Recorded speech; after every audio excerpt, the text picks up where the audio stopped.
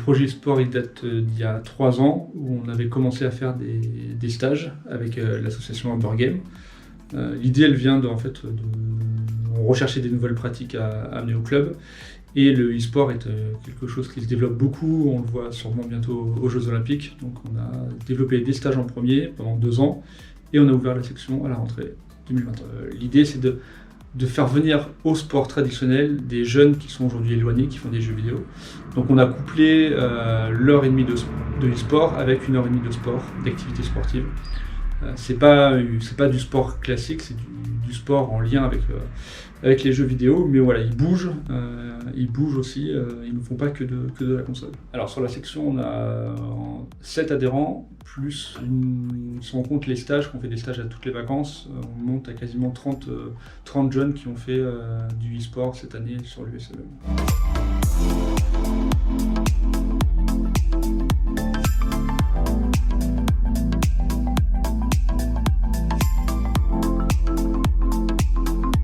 L'association Amber Game, association qui a été fondée il y a déjà 9 ans et on est spécialisé autour de l'événementiel jeux vidéo, digital et numérique au sens large. Et nous sommes actuellement basés sur la ville de Vanves dans le 92.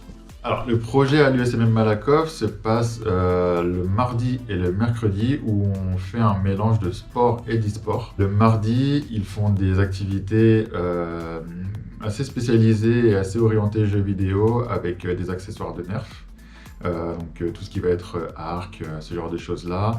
Et en même temps, ils font de l'entraînement pour améliorer leur dextérité, leur concentration et leur précision lorsqu'ils doivent, par exemple, viser des cibles ou ce genre de choses-là, et plein d'autres activités. Et le mercredi, ils font du jeu vidéo. Du coup, ça va être des jeux du type Super Smash Bros, Mario Kart ou Overwatch principalement. Ce sont des jeux qui sont orientés e-sport, qui sont axés compétition aussi, et qui mettent aussi beaucoup en avant l'esprit d'équipe. Et aussi, pendant les stages d'une semaine, durant les vacances scolaires, on fait aussi une partie prévention, où on parle des comportements excessifs dans les jeux vidéo. Donc ça inclut aussi par exemple le langage, on va parler des temps de jeu, on va parler aussi de la communauté sur internet, ce qui est très important. Mon fils s'appelle Mathia, il est dans la section e-sport depuis maintenant un peu plus d'1 année, il vient 2 fois par semaine et il a 10 ans. Le premier élément déjà qu'on a vu, c'était la volonté de venir au sport. Il vient déjà donc, dans la section e-sport où il fait des jeux vidéo, puis il y a aussi une partie où il y a du sport collectif. Et en règle générale, ça lui plaisait pas trop.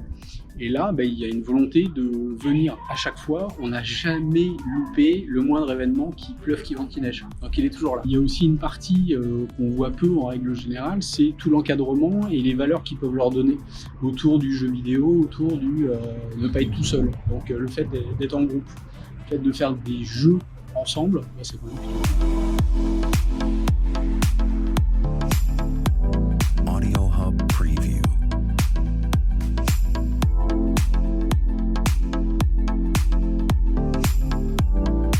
L'idée qu'on a eue aussi avec le Secours Populaire, c'était de pouvoir accueillir des enfants bénéficiaires du Secours Populaire sur nos stages.